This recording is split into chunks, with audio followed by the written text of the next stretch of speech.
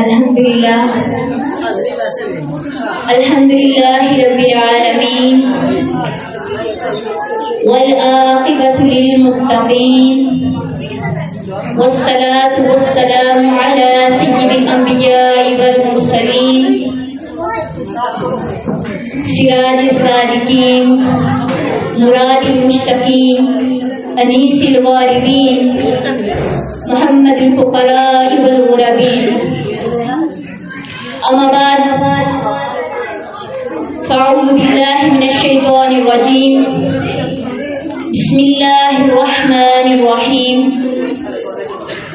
قال اللہ تبارک و تعالی فی القرآن المجید والفرقان الحمید ان الذین یؤذون اللہ ورسولہ لعنهم اللہ فی الدنیا والآخرہ ثم قال في شان حبيبي وما أرسلناك إلا رحمة للعالمين ثم قال في شان حبيبي إن الله وملائكته يصلون على النبي يا أيها الذين آمنوا صلوا عليه وسلموا تسليما مرکز عقیدت انیس بے کساں چارہ ساز درد منداں ہم غریبوں کے غم گسار ہم فقیروں کی ثروت شہر یار ارم تاجدار حرم نوبہار حرم شب اسراء کے دولا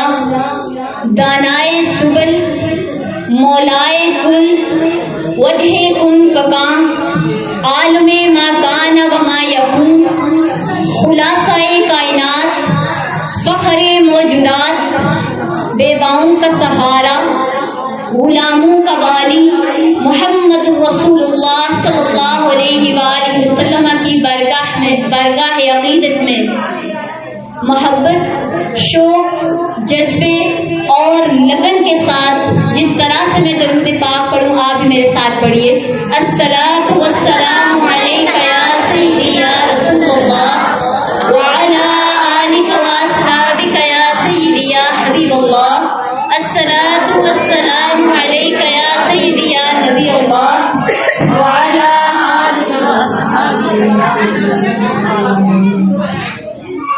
الحمدللہ ثم الحمدللہ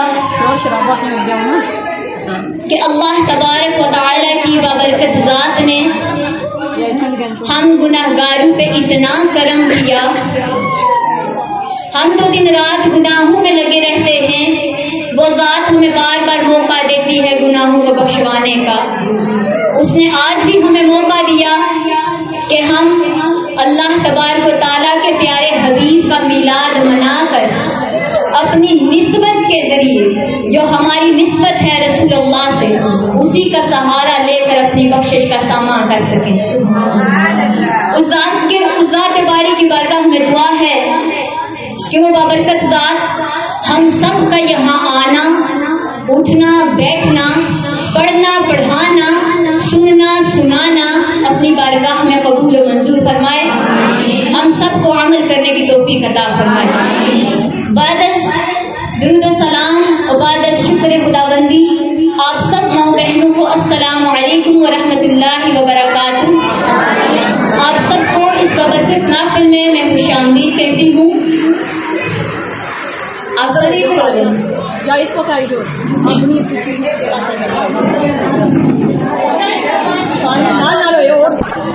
ذات فرما رہی ہے کہ بے شک جن لوگوں نے اللہ اور اس کے رسول کو تکلیف پہنچائی ان پر اللہ کی لعنت ہے دنیا میں بھی اور آخرت میں بھی. اور دوسری آیت مبارکہ جو میں نے آپ کے سامنے رکھی, اللہ نے فرمایا وما ارسلناک الا رحمۃ للعالمین, کہ ہم نے آپ کو اس کو حضرت محمد مصطفیٰ احمد مصطفیٰ صلی اللہ علیہ وآلہ وسلم کو رحمت بنا کر بھیجا. رسول اللہ صلی اللہ علیہ وآلہ وسلم پوری کائنات کے لیے رحمت بن کر آئے. جگر مراد آبادی کہتے ہیں ایک رند ہے اور مدحت سلطان مدینہ, ایک رند ہے اور مدحت سلطان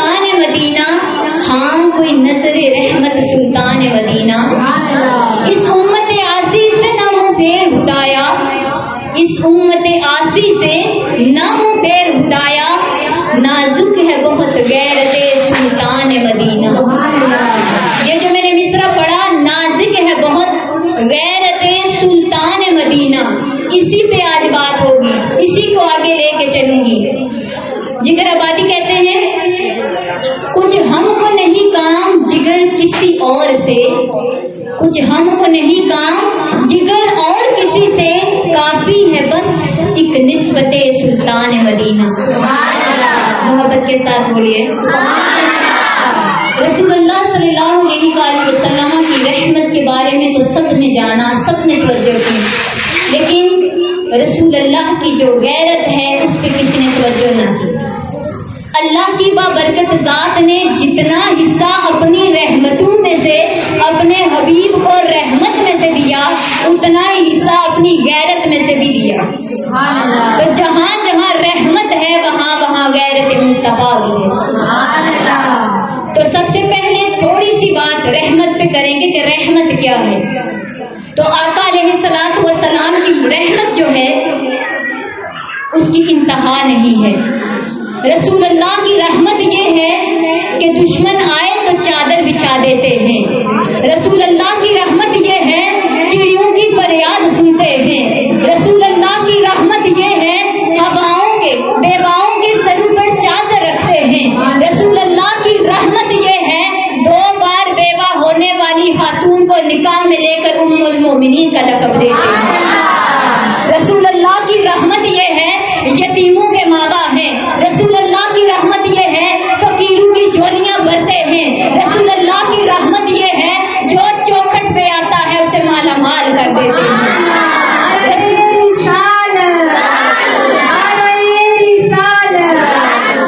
रसूलुल्लाह की रहमत ये है कि जंगल भर भर के बकरियां देते हैं। देहाती कहते हैं लोगों आओ रसूल अरबी का दीन कबूल करो, ये तुम्हें माला माल कर देंगे। रसूलुल्लाह की रहमत ये है वहशी आता है जो आपके चचा का कातिल है उसे माफ कर देते हैं। रसूलुल्लाह की रहमत ये है अबू जहल जो आपका बड़ा दुश्मन था उसके बेटे अकरमा को कहते हैं तू क्यों जहन्नम की तरफ जाता है, वापस लौटा। रसूलुल्लाह की रहमत ये है अबू सुफियान जो जंगे उहद से लेकर जंगे बदर से लेकर गज़वे तबूक तक फतह मक्का तक जो आपके दुश्मनों की लश्करों की क़यादत करता रहा, आपने फतह मक्का के मौका पर ये कहकर उसे मकाम में बुलंद कर दिया, उसे ये इज्जत दे दी कि जो भी अबू सुफियान के घर बना लेगा वो महफूज रहेगा। तो रसूलुल्लाह की रहमत के बारे में अल्लाह ने कह दिया वमा अर्सलनाका इल्ला रहमतल लिल आलमीन। तो जहाँ तक रबूबियत है, जहाँ तक रब की रबूबियत है वहाँ तक रसूलुल्लाह की रहमत भी है। साहिब मुआरिज लिखते हैं कि आका की चौखट पे जो आता है कभी महरूम ना हो सका, कभी वो महरूम न रहा। तो आका की चौखट पे शैतान भी आया। शैतान ने कहा आप अल्लाह के नबी हैं और अल्लाह ने आपको तो रहमत लिल आलमीन बना के भेजा, यानी पूरे आलम में आप रहमत बनकर आए। रसूलुल्लाह मैं भी तो इसी कायनात में रहता हूँ, मैं भी इसी आलम में रहता हूँ, मैं भी उसकी मखलूक हूँ, इसी आलम में रहता हूँ, तो मेरे लिए अपनी रहमत से हिस्सा भी मुझे दे दीजिए। ये कौन कह रहा है? शैतान कह रहा है। सुभान अल्लाह। रसूलुल्लाह ने फरमाया बता तू क्या चाहता है, कुर्बान जाए। कोई कहता है जो सबका दुश्मन हो उसे कोई कहता है बता तू क्या चाहता है, लेकिन कुर्बान जाए रसूलुल्लाह की चौखट पे शैतान आया तो महरूम वो भी ना रह सका। कहा मैं सिर्फ इतना सा हिस्सा चाहता हूँ, आपकी उम्मत का कोई भी आदमी एक बार आऊज़ बिल्लाह पढ़ता है तो मुझे 3 कोड़े लगते हैं, एक मरतबा ला हौला वला कुव्वता इल्ला बिल्लाह पढ़ता है तो मुझे 3 कोड़े लगते हैं। या रसूल अल्लाह मैं बस इतना सा हिस्सा चाहता हूँ, आपका उम्मती जब आऊज़ बिल्लाह पढ़े, जब ला हौला पढ़े, मुझे 3 कोड़े न लगे, बस 1 कोड़ा लगा करे। रसूल अल्लाह ने फरमाया जा आज के बाद तुझे 1 ही कोड़ा लगा करे। तो शैतान भी रसूल अल्लाह की रहमत से महरूम ना रह सका।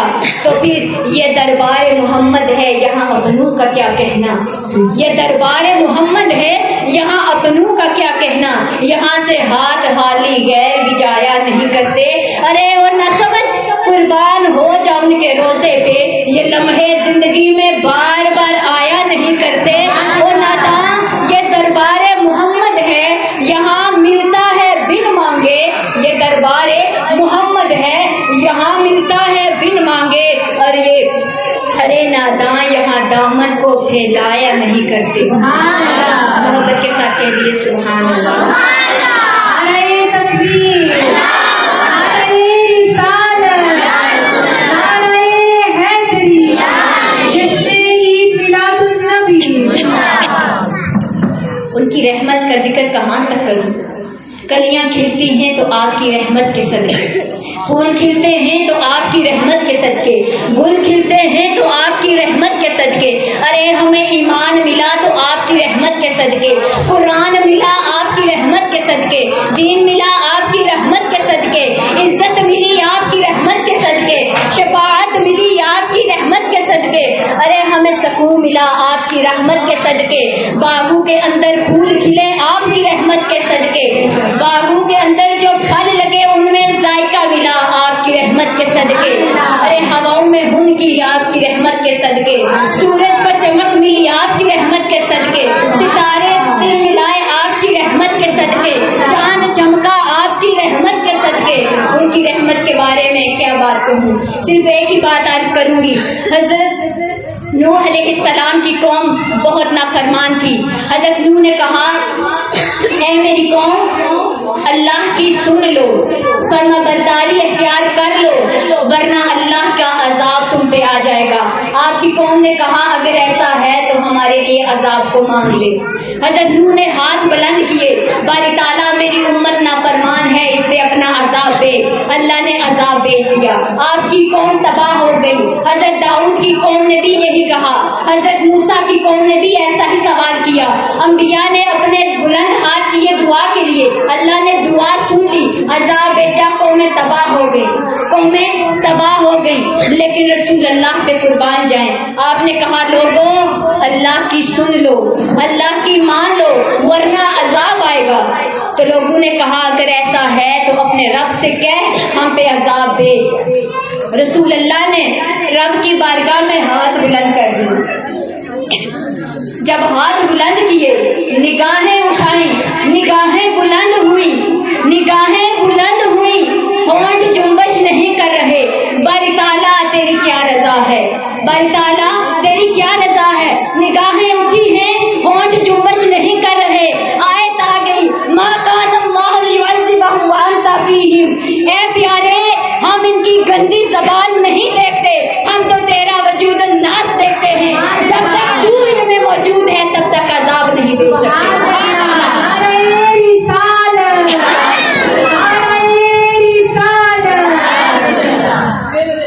تو رحمت سب کے لیے، رسول اللہ کی رحمت سب کے لیے، لیکن غیرت صرف اپنوں کے لیے ہے۔ رحمت پورے جہان کے لیے، غیرت صرف اپنوں کے لیے ہے، کیونکہ نازک ہے بہت غیرت سلطان مدینہ۔ رسول اللہ کو دشمن پتھر مارے تو آپ اف نہ کہیں، آپ کے نالین خون سے بھر گئے، اف نہ کی۔ اللہ نے فرشتے بھیج دیے، پیارے اگر تو چاہتا ہے فرشتوں کو بیچ کر پہاڑوں کو ملا دوں، یہ بستی تباہ کر دوں گا۔ کہا باری تعالیٰ تو نے کہا وما ارسلناک الا رحمۃ للعالمین، میں رحمت بن کر آیا ہوں۔ اگر یہ قوم نہیں تو ان کی آنے والی نسلیں ہی مان لے آئیں گی۔ تو یہ رحمت ہے۔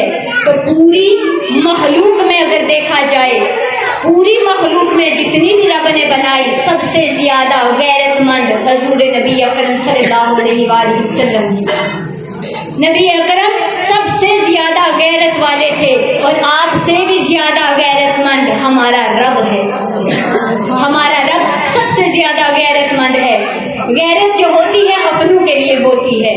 اپنے قریبی جب بھی کوئی غلطی کر جاتے تو جو رگ ہاشمیت تھی وہ پھڑک جاتی، کیونکہ آپ محبت کرتے اپنوں سے، محبت کرتے ہیں نا اپنوں سے، تو آپ کی بھی رگ ہاشمیت پھڑک اٹھتی۔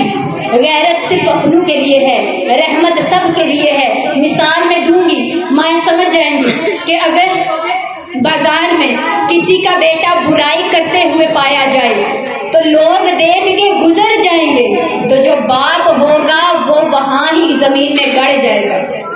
باپ کہے گا تم نے میری عزت ہاتھ میں ملا لی۔ دوسرے گزرنے والے گزر جائیں گے، برائی دیکھیں گے لیکن گزر جائیں گے، اثر نہیں ہوگا، کیونکہ غیرت صرف اپنوں کے لیے ہے۔ تو غیرت کسے آئی؟ باپ کو آئی۔ غیرت کسے آئے گی؟ ماں کو آئے گی۔ کیوں؟ کیونکہ وہ ان کا بیٹا ہے۔ تو باپ تو یہی کہے گا تم نے مجھے تباہ کر دیا، منہ دکھانے کے قابل نہ چھوڑا۔ تو معلوم ہوا غیرت صرف کس کے لیے ہے؟ اپنوں کے لیے ہے۔ تو جب رسول اللہ کی غیرت بھی صرف اپنوں کے لیے اور رحمت سب کے لیے ہے، تو آپ علیہ الصلوۃ والسلام کے صحابی کا واقعہ بیان کروں۔ حضرت کعب بن مالک جنگ تبوک میں حاضر نہ ہو سکے۔ آپ تمام غزوات میں آپ نے شرکت کی، تمام جنگوں میں حضرت کعب حاضر ہوئے، لیکن جنگ تبوک میں آپ کیوں نہ جا سکے؟ انہوں نے کہا کہ میرا باغ ہے، میں یہ پھل پک گئے ہیں، کھجور پک گئے ہیں، یہ کٹنے کے قابل ہیں، تو اب میں یہ پھل کاٹوں گا، باغ کے باقی معاملات دیکھوں گا، تو آج نہیں جاتا، میں کل جاؤں گا۔ غور کیجئے گا، ہم کہتے ہیں نماز کل پڑھیں گے، ہم کہتے ہیں گناہ کل چھوڑیں گے، شراب پینا کل چھوڑیں گے، اچھا کام کل سے کریں گے، پردہ کل کریں گے، یہ کام کل کریں گے۔ ارے کل کسی نے نہ دیکھا، کل تو کبھی آیا ہی نہیں کرتا۔ یہی حال کعب بن مالک کا ہوا۔ کعب نے کہا میں آج نہیں کل جاؤں گا، جنگ کے میدان میں آج نہیں کل جاؤں گا۔ کل آئی تو کہا آج نہیں کل جاؤں گا، کل کل کل کرتے کرتے دن گزر گئے، ندا آئی، اعلان ہوا، رسول عربی جنگ ختم کر کے جنگ کے میدان سے فاتح بن کے واپس آ رہے۔ کعب بن مالک نے کہا کہ رسول اللہ تو واپس آ رہے ہیں، میں تو ابھی تک جنگ کے میدان میں گیا ہی نہیں، تو اب میں رسول اللہ کو منہ کیا دکھاؤں گا، میں رسول اللہ سے کیا کہوں گا؟ تو آپ کے ساتھ کچھ منافقین بھی تھے۔ منافق کسے کہتے ہیں؟ جو ظاہراً کلمہ پڑھتے ہیں، باطن ان کے حالی ہوتے ہیں۔ ظاہراً وہ کلمہ پڑھتے ہیں، باطن میں مسلمان نہیں ہوتے۔ تو انہوں نے کہا جب رسول اللہ آئیں گے ہم بہانہ بنا لیں گے کہ میں بیمار تھا، تو کہنا تجھے ضروری کام تھا، اور کوئی کہے گا مجھے وقت نہیں ملا، کوئی کہے گا مجھے فلاں مسئلہ درپیش تھا، میں نہیں آ سکا۔ تو کعب نے کہا چلیں اگر یہ بہانہ بنائیں گے تو میں بھی کوئی نہ کوئی بہانہ کر لوں گا۔ دل کے کانوں سے سنیے گا، اپنا محاسبہ بھی کرتے جائیے گا۔ جب رسول اللہ کا دربار سجا، آپ کے صحابی پہنچے تو منافقین بھی آ گئے۔ منافقین آئے تو رسول اللہ سے کہنے لگے کہ ہم بیمار ہو گئے تھے، فلاں بیماری کی، فلاں کام درپیش تھا، فلاں یہ مسئلہ ہو گیا، اس وجہ سے حاضر نہیں ہو سکے۔ غیب کا نبی تو سب جانتا تھا نا، غیب کے نبی نے ایک نگاہ سے سب کچھ پڑھ لیا تھا سینے میں کیا چھپا ہے۔ آپ نے کہا ٹھیک ہے تم جاؤ، وہ خوش ہو گئے، ہمیں چھٹی مل گئی۔ لیکن جب کعب آئے، کعب نے دیکھا، حضرت کعب نے دیکھا منافقین تو چلے گئے، آپ کی جو جذبہ محبت تھا، آپ کا دل تڑپ اٹھا۔ کہا کعب جس کے لیے تو عشق کا دعویٰ کرتا ہے، جس سے تو محبت کا دعویٰ کرتا ہے، اس سے تو جھوٹ بولے گا، اس سے تو بہانے بنائے گا کہ مجھے یہ کام تھا میں نہ جا سکا۔ ارے کعب چاہے وہ سزا دیں، چاہے وہ نکال دیں، چاہے وہ مار دیں، لیکن جھوٹ نہیں بولنا، کیونکہ میں نے محبت کا دعویٰ کیا ہے۔ تو محبت کا دعویٰ کرنے والے سچے اور کھرے ہوا کرتے ہیں، وہ ہر کھوٹ سے پاک ہوا کرتے ہیں، وہ ہر جھوٹ سے پاک ہوا کرتے ہیں۔ تو کعب آئے، کہا یا رسول اللہ میرے ماں باپ آپ پر قربان جائیں، یا رسول اللہ میرا کوئی بہانہ نہیں ہے، میرا کوئی بہانہ نہیں، میں بیمار بھی نہیں تھا، مجھے کوئی ایسا مسئلہ بھی نہیں تھا، میں دنیا کی محبت میں غرق ہو گیا تھا، میں نے اپنا باغ دیکھا تھا، میں نے کھجوریں دیکھی تھی کہ میں نے ان کو کاٹنا ہے، انہیں بیچنا ہے، باغ کے معاملات کو دیکھنا ہے۔ یا رسول اللہ میں اس لیے मुंह फेर लिया। रसूल अल्लाह ने अपने सहाबी से जो किसी भी जंग के मैदान में से रहे नहीं थे, सिर्फ तबूक की जंग में हाजिर ना हो सके, रसूल अल्लाह ने मुंह फेर लिया। कहा सहाबियों सुन लो, मेरी बात सुन लो, कोई भी काम से सलाम भी नहीं करेगा, कोई काम से बात भी नहीं करेगा, कोई काम को मुंह भी नहीं लगाएगा। हजरत काब के तल्लू से जमीन निकल गई। कहा या रसूल अल्लाह, हजूर ने सुना नहीं, हजूर ने चेहरा अनवर फेर लिया। किससे फेर लिया? अपने सहाबी से, जिन्होंने नाफरमानी नहीं की कभी, जिन्होंने कोई हुक्म टाला नहीं था, जिन्होंने फराइज भी नहीं छोड़े, सुन्नतें भी नहीं छोड़ी, मुस्तहबात भी नहीं छोड़े, वाजिबात भी नहीं छोड़े, हर काम किया, अल्लाह और उसके रसूल के अहकामात पे अमल करते रहे, लेकिन रसूल अल्लाह ने मुंह फेर लिया। क्यों? क्योंकि नाज़िक है बहुत गैरत सुल्तान मदीना, क्योंकि आपकी जो गैरत थी वो सिर्फ अपनों के लिए थी। आप चाहते थे कि मेरा कोई अपना गलती करके गुनाह न कमा ले, इसलिए आप हमारे लिए ये सबक छोड़ के गए। आपने मुंह फेर लिया। जब आपने मुंह फेरा, हजरत काब घर की तरफ रवाना हो गए। जब घर गए तो आगे देखा आपकी जो बीवी है वो भी बड़ी चादर ओढ़ के घर से निकल रही है। कहा तू कहाँ जा रही है? तो कहते हैं कि मुझे मेरी बीवी ने ये बताना मुनासिब न समझा कि वो जा कहाँ रही है। उसने बस मुझे इतना कहा, जब रसूल अल्लाह का हुक्म आ गया तो आपके हुक्म की इताअत के आगे किसी का हुक्म नहीं चल सकता। रसूल अल्लाह का हुक्म है काब को छोड़कर घर से चली जाओ। वो वहां से निकली और मेके चली गई। काब कहते मेरे लिए तो दुनिया तंग हो गई, मेरे लिए पूरी कायनात तंग हो गई। मैं बाजार जाता कोई मुंह न लगाता, मैं मस्जिद जाता कोई सलाम तक न करता, मैं जहाँ भी जाता लोग मुंह फेर लेते, क्योंकि रसूल अनवर ने अपना चेहरा अनवर फेर लिया था। तो जरा गौर करें, जिनसे इतनी मोहब्बत करते थे उनसे मुंह फेर लिया, उनसे रूह फेर लिया, तो हमारा क्या हाल होगा? हमारा क्या हाल होगा? हमारा तो हर काम कल कल पे जा रहा है। तो फिर जरा गौर करें, जो पूरी पूरी रात बैठ के बेहयाई को देखते हैं, जो पूरी पूरी रात बुराई में मुलव्वस रहते हैं, आज ये हाल हो चुका है। बाप बेटा बेटियां बहनें माएँ सब मिलके फिल्में देख रही हैं। अरे हुजूर ने मुंह फेर लिया तो हम कहाँ जाएंगे? जिनके लिए इतनी मोहब्बत थी, जिन्होंने कोई काम भी ऐसा नहीं था जिस पे अमल न किया हो, उनका ये आलम है, उनका ये हाल है, उसे मुंह फेर लिया। तो हमारा तो कोई काम सीधा होता ही नहीं है, हमारा कोई काम सही होता ही नहीं है, हम तो आपकी इताअत करते भी नहीं हैं, तो क्या हमसे रूह अनवर नहीं फेरा जाएगा? गौर करते रहिए, क्या अगर रसूल अल्लाह ने हमसे चेहरा फेर लिया तो हम कहाँ जाएंगे? तो याद रखिएगा, जहाँ से हुजूर ने मुंह फेर लिया, परेशानियां, आफतें, बुराइयां, ये सब उनका मुकद्दर हो जाया करती है, क्योंकि रसूल अल्लाह रहमत हैं, और रहमत जहाँ से मुंह मोड़ दे वहाँ फिर सुकून नहीं आता। हम कहते हैं हम रसूल अल्लाह के चहीते हैं, हम रसूल अल्लाह के चहीते हैं, यानी कि बड़े चाहने वाले, हुजूर हमसे बड़ी मोहब्बत करते हैं, हम तो बख्शे हुए हैं। लेकिन याद रखिएगा, जो चहीते होते हैं, गैरत भी तो उन्हीं के लिए है, दूसरों के लिए तो गैरत की रग फड़कती ही नहीं है, चाहे जो मर्जी कोई करता रहे। रसूल अल्लाह तो हमारे अपने हैं, हम रसूल अल्लाह के हैं। तो जब हमारे अमाल ऐसे हैं तो क्या आपकी गैरत गवारा करेगी हमें देखना? हमारी तरफ चेहरा अनवर वो करेंगे, नजर रहमत वो करेंगे? हमारे अमाल क्या ऐसे हैं?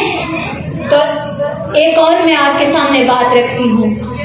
सय्यदा कायनात, मलकाए फिरदौस से बनी सय्यदा ताहिरा तैयबा जाकिरा जाहिदा साजिदा ज़किया तक़िया नक़िया आबिदा राक़िया साजिदा आलिमा और गैर मुअल्लिमा फातिमा बिन्त मोहम्मद सल्लल्लाहु अलैहि वसल्लम। हजूर अलैहिस्सलाम ने दुनिया में अगर किसी से मोहब्बत फरमाई सबसे ज्यादा, तो वो मोहब्बत हजरत फातिमा से थी। सबसे ज्यादा मोहब्बत आप अपनी बेटी हजरत फातिमा ज़हरा से किया करते थे। आप जब सफर की इब्तदा करते थे तो हजरत फातिमा के گھر جایا کرتے تھے، آپ کی ملاقات کے بعد آپ سفر جاری کرتے تھے، اور جب آپ واپس آتے تھے تو حضرت فاطمہ سے ملاقات کر کے گھر آیا کرتے تھے۔ آپ کا مقام اتنا بلند ہے، کس کا؟ حضرت فاطمہ الزہرا کا۔ آپ کے بابا نبیوں کے سردار، فاطمہ الزہرا کے بابا نبیوں کے سردار، شوہر ولیوں کا سردار، بیٹا جنت کے جوانوں کا سردار، اور وہ جنت کی عورتوں کی سردار۔ سبحان اللہ۔ رسول اللہ صلی اللہ علیہ وآلہ وسلم جب آپ کے گھر گئے، حضرت فاطمہ کے گھر گئے آپ سے ملاقات کرنے، کیونکہ کوئی دن ایسا نہیں ہوتا تھا جب حضور علیہ الصلوۃ والسلام حضرت فاطمہ کو دیکھ نہ لیتے۔ کہا کرتے تھے کہ فاطمہ جب میں تجھے نہ دیکھوں تو مجھے چین نہیں آتا۔ ہر حال میں وہ جا کے حضرت فاطمہ سے ملتے تھے۔ جب ایک دن آپ کی چوکھٹ پہ گئے، حضرت فاطمہ کو دیکھا تو حضرت فاطمہ کے ہاتھوں میں سونے کے کنگن تھے۔ کس چیز کے کنگن تھے؟ تو سونا عورت کے لیے حرام ہے یا حلال ہے؟ حلال ہے۔ سونا عورت جتنا مرضی پہن لے، عورت کے لیے جائز ہے، حلال ہے۔ لیکن جب حضرت فاطمہ الزہرا کے بازو میں، آپ کے ہاتھوں میں جب آپ نے کنگن دیکھے تو رسول اللہ وہاں سے ہی واپس ہو گئے۔ ملاقات نہیں کی، کہا کچھ بھی نہیں، واپس ہو گئے۔ آپ کے چہرے پہ ناگواری کے آثار نمودار ہوئے۔ حضرت فاطمہ الزہرا پریشان ہو گئی، فوراً سے غور کیا کہ میرے بابا مجھے ملے بغیر کیوں چلے گئے؟ باپ کا مزاج سب سے زیادہ اولاد سمجھتی ہے، اور اولاد کو سب سے زیادہ والدین سمجھتے ہیں۔ ایسا ہی ہے نا، جتنا والدین اپنی اولاد کو سمجھتے ہیں اتنا کوئی اور نہیں سمجھ سکتا، اور جتنی اولاد اپنے والدین کا مزاج سمجھتی ہے اتنا کوئی دوسرا نہیں سمجھ سکتا۔ حضرت فاطمہ الزہرا حضور علیہ الصلوۃ والسلام سے کے مزاج سے بخوبی واقف تھی۔ آپ نے کہا میرے بابا اس لیے واپس چلے گئے، ناگواری کے جو آثار نمودار ہوئے ان کا سبب یہ سونے کے کنگن ہے۔ آپ نے اسی وقت اتارے، کنیز کو بلایا، جاؤ یہ بازار میں بیچ کر غریبوں میں بانٹ دینا، وہ دینار جتنی رقم ملے غریبوں میں بانٹ دینا، ایک دینار بھی گھر نہ لے کے آنا۔ آپ کی کنیز وہ لے گئی، وہاں بیچ دیے، اور جو بھی دینار ملے وہاں تقسیم کر دیے۔ رسول اللہ صلی اللہ علیہ وآلہ وسلم کچھ دیر کے بعد واپس آئے۔ غیب کا نبی تو سب جانتا تھا نا، پتہ چل گیا کہ فاطمہ نے وہ اتار دیے۔ واپس آئے تو حضرت فاطمہ کو دیکھا، کہا فاطمہ وہ سونے کے کنگن کہاں گئے؟ جو تم نے پہنے تھے وہ سونے کے کنگن کہاں گئے؟ تو حضرت فاطمہ نے کہا بابا میں نے یہ گوارا نہیں کیا کہ ان کی وجہ سے میرے بابا کے چہرے پر ناگواری کے آثار آ جائیں۔ میرے بابا مجھ سے ناراض تو نہیں ہوئے تھے، لیکن آپ کو یہ اچھا بھی نہیں لگا تھا کہ میری بیٹی سونے کے کنگن پہنے۔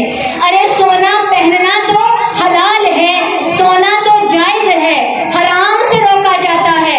لیکن حضور علیہ الصلوۃ والسلام نے فرمایا بیٹی یاد رکھنا کہ یہ جو دنیا کی نعمتیں، دنیا کی رحمتیں ہیں، یہ ساری دنیا والوں کے لیے ہیں، اولاد محمد اور آل محمد کے لیے جو نعمتیں ہیں، جو رحمتیں ہیں، جو برکتیں ہیں وہ آخرت کی ہے۔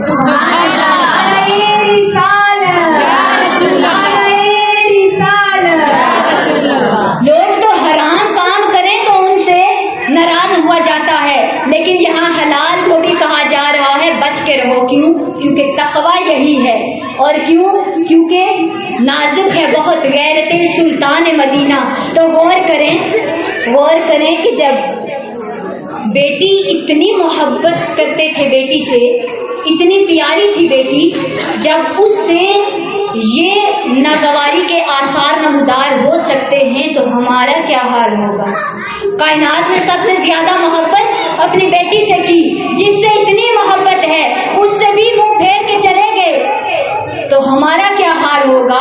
ہم کہتے ہیں کہ ہم رسول اللہ کے چاہنے والے ہیں، عمل کوئی بھی ایسا نہیں ہے۔ غور کیجئے، نماز چھوڑتے رہے اور مر گئے، نماز چھوڑتے رہے اور مر گئے، چوری کرتے رہے اور مر گئے، زنا کرتے رہے اور مر گئے، جھوٹ بولتے رہے اور مر گئے، ارے جھوٹی قسمیں کھاتے رہے اور مر گئے، سود کھاتے رہے اور مر گئے۔ سہارا تو ایک ہی تھا نا، سہارا ایک ہی ہے محمد رسول اللہ کا۔ جب سارے دفنا کے آ جائیں گے، جب قبر اندھیری ہوگی، جب کوئی دوسرا حال نہیں ہوگا تو وہاں کون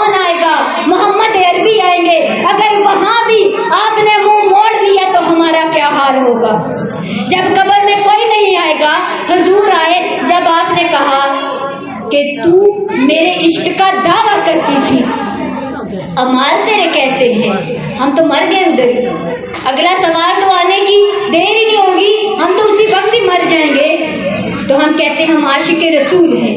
ارے ہم عاشق کہلانے کا حق رکھتے ہیں کیا؟ ہم کہتے ہیں ہم عاشق رسول ہیں، لیکن رسول اللہ کی بیٹیوں کے نام نہیں آتے۔ ہم عاشق رسول ہیں، رسول اللہ کے بیٹے کتنے تھے نام نہیں آتے۔ ہم عاشق رسول ہیں، لیکن نماز مومن کی معراج بتائی گئی، آقا نے فرمایا نماز میری آنکھوں کی ٹھنڈک ہے، ہم نماز نہیں پڑھتے۔ ہم عاشق رسول ہیں، تو بتائیں کیا ہمارے اعمال ایسے ہیں کہ ہم عاشق رسول کہلا سکیں؟ ایسے اعمال ہمارے نہیں ہیں۔ تو رب کہتا ہے اِنَّ بَطْشَ رَبِّكَ لَشَدِيدٌ، بے شک تمہارے رب کی پکڑ بڑی سخت ہے، بے شک تمہارے رب کی پکڑ بڑی سخت ہے۔ اپنے آرام کے لیے نمازیں ترک کرنے والوں، ایک دن آئے گا جب ہم تنہا ہوں گے، ایک دن آئے گا جب ہم تنہا ہوں گے، ہمارے پاس کوئی عمل نہیں ہوگا، ہمارے پاس نہ ماں ہوگی، نہ باپ ہوگا، نہ بھائی ہوگا، نہ بیٹا ہوگا، نہ بیٹی ہوگی، نہ بیوی ہوگی، نہ استاد ہوگا، نہ عالم ہوگا، نہ حتیب ہوگا، نہ ہی کوئی پیر ہوگا۔ ہمیں کون بچائے گا؟ جب رسول اللہ نے منہ موڑ لیا تو ہمارا کیا حال ہوگا؟ ارے پردہ نہ کرنے والیوں ذرا غور کیجئے گا، ہم کہتے ہیں کل پردہ کریں گے، کل ہی نہ آیا تو ہم کیا کریں گے؟ نماز چھوڑنے والوں غور کرو، جب کل ہی نہ آیا تو ہم نماز کیسے پڑھیں گے؟ ارے یہ خوبصورت چہرے جو ہیں انہیں تو قبر میں کیڑے نے کھانا ہے، کیڑے ہی یہ کھائیں گے۔ دنیا میں ہمارے کپڑوں پہ مٹی کا داغ لگ جاتا ہے تو بے چین ہو جاتے ہیں، قبر میں تو منو مٹی تلے دفن ہوں گے، وہاں ہمارا کیا حال ہوگا؟ یہ ڈگریاں جو ہیں ان کا جو وجود ہے، یہ جو عہدے ہیں ان کا جو وجود ہے، یہ سب کے سب مٹی ہو جائیں گے۔ ارے بڑے بڑے بادشاہوں کی قبریں بھی نام و نشان تک ان کے مٹ گئے، تو ہمارا کیا حال ہوگا؟ ہمیں تو کوئی جاننے والا نہیں ہوگا۔ تو مجھے پتا کیا کہتے ہیں؟ پیٹ کی بدبو اتنی شدید ہوتی ہے، اگر اللہ کی ذات ہمیں کوئی اور عذاب نہ دے، صرف پیٹ کی بدبو ہی والا عذاب دے دے تو ہم وہاں ہی گل جائیں، ہمارا سب کچھ پھٹ جائے، ہمارے پاس کچھ بھی نہ رہے۔ اتنا شدت کا عذاب ہے صرف پیٹ کی بدبو کا، تو باقی عذاب کا کیا کہنا؟ کہا جاتا ہے کہ قیامت کے روز سب سے ہلکا عذاب جو ہوگا وہ یہ ہوگا کہ آدمی کو آگ کے جوتے پہنائے جائیں گے۔ جب وہ آگ لگے گی جوتوں اپنے پاؤں میں تو اس کی جو تپش جو حرارت ہوگی دماغ کو بھی پگھلا دے گی۔ تو پھر غور کریں کہ اگر حضور نے کہہ دیا او ظالم عورت، او ظالم خاتون، تو نے میرے عشق کا دعویٰ کیا تھا، تو میرے پیار کے دعوے کرتی تھی، ارے میری آنکھوں کی ٹھنڈک کو تو نے ترک کیا، تو نے میرے پیار کا دعویٰ کیسے کر لیا؟ ارے تو نے جو احکام اللہ نے نافذ کی ان کی نافرمانی کی، اللہ نے پردے کا کہا تو نے وہ ترک کر دیا، تو نے انکار کر دیا، تو نے پھر میری محبت کا دعویٰ کیسے کر لیا؟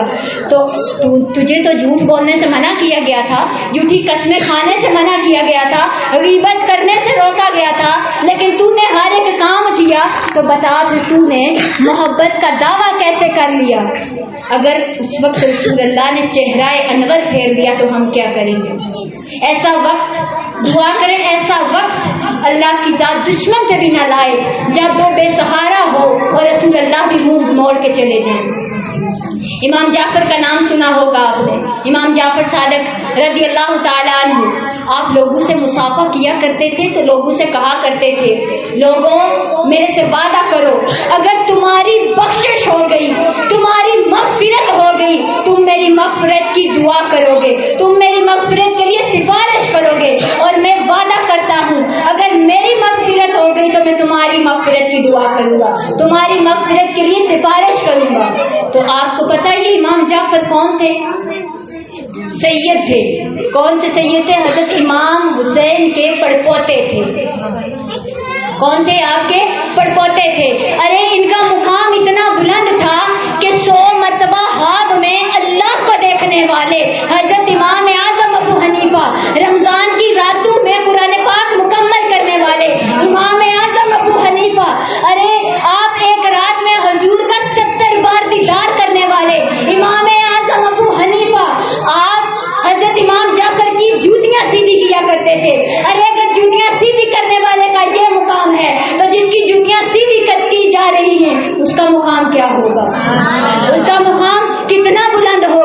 مگر نازک ہے بہت غیرت سلطان مدینہ.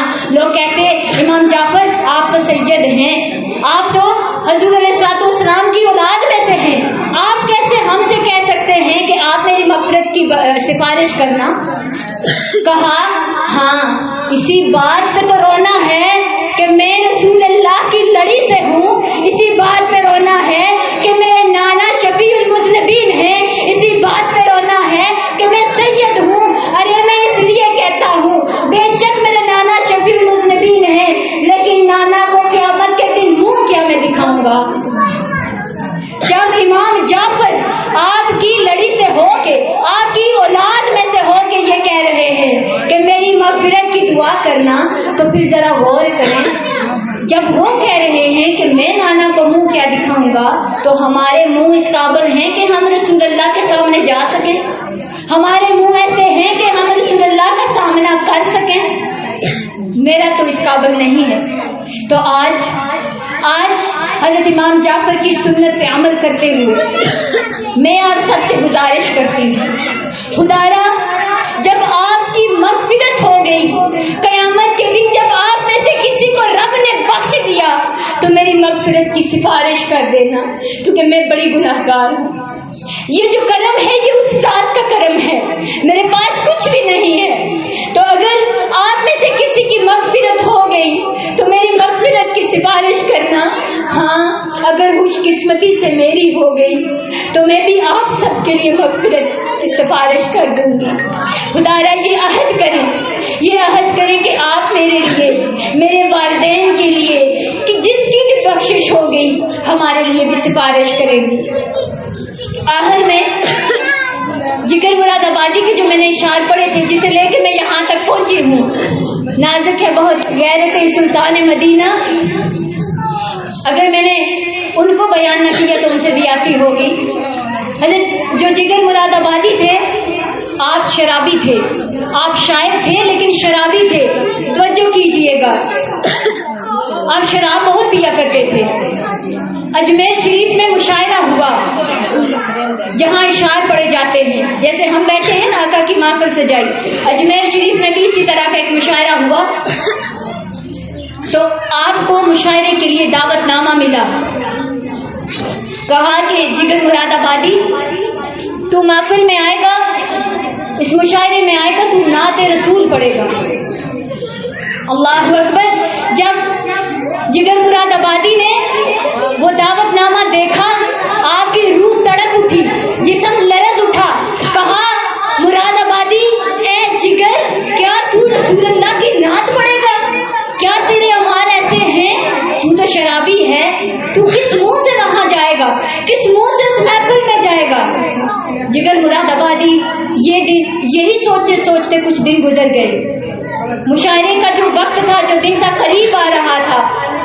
ادھر بگدڑ مچی ہوئی تھی, شور مچا ہوا تھا کہ جگر تو نہیں آئے گا, وہ تو شرابی ہے, وہ کیسے نعت پڑے گا. ادھر جگر کی جان پہ بنی ہوئی تھی. میں نے زندگی میں کبھی نعت لکھی نہیں, میں تو شاعری کرتا ہوں, میں نعت کیسے لکھوں گا. ہمت کی, آپ نے غسل کیا, آئے بیٹھے, قلم اٹھایا.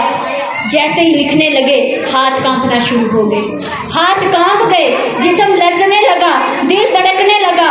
قلم چھوڑ دیا. کہا جگر تیرے اندر اتنا جگر ہی نہیں کہ تو رسول اللہ کی نعت لکھ سکے.